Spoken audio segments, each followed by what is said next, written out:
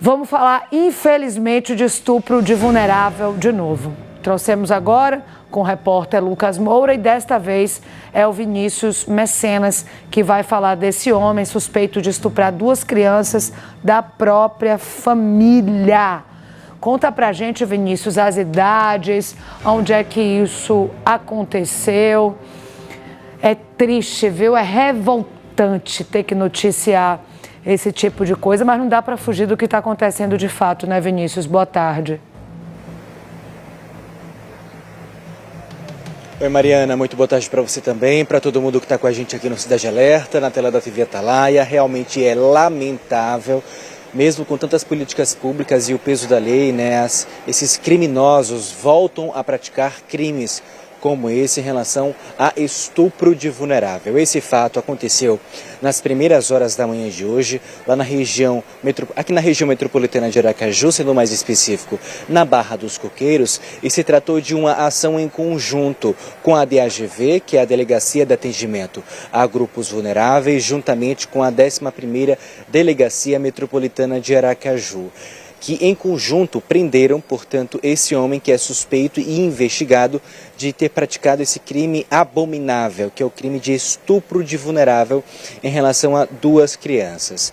A gente conseguiu ter acesso a algumas informações sobre o que de fato tinha acontecido, como se deu a logística do crime. E nós descobrimos que esse homem já tinha um mandado judicial, portanto, em aberto. E o crime, pasmem, não é de agora.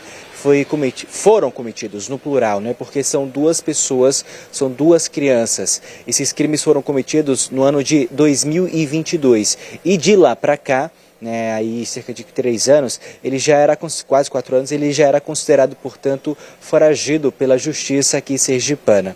O que é que foi analisado em relação a esse processo investigatório desde quando o crime aconteceu, que os familiares tomaram conhecimento? Se trataram aí de duas crianças da mesma família, uma 6 anos de idade e a outra de 8 anos. Elas tinham na época, lá em 2022. Então a polícia precisou abrir o inquérito policial para passar um pente fino e entender as minúcias da criminalidade, porque os atos foram consumados, foram abusos sexuais e o estupro de fato veio a acontecer.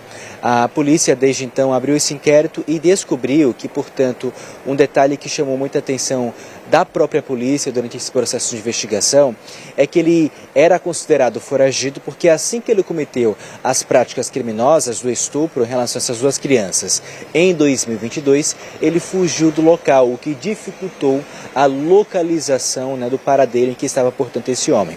Mas a gente sabe que a polícia tem um trabalho feito de forma muito séria, muito afinado, há uma troca de informações que acaba sendo determinante e muito importante para a localização, e assim foi feito, o que trouxe à tona, portanto, a prisão desse homem.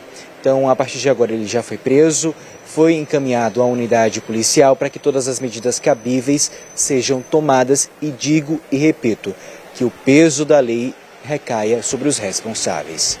Mariana. Muito obrigada, Vinícius, pelas informações.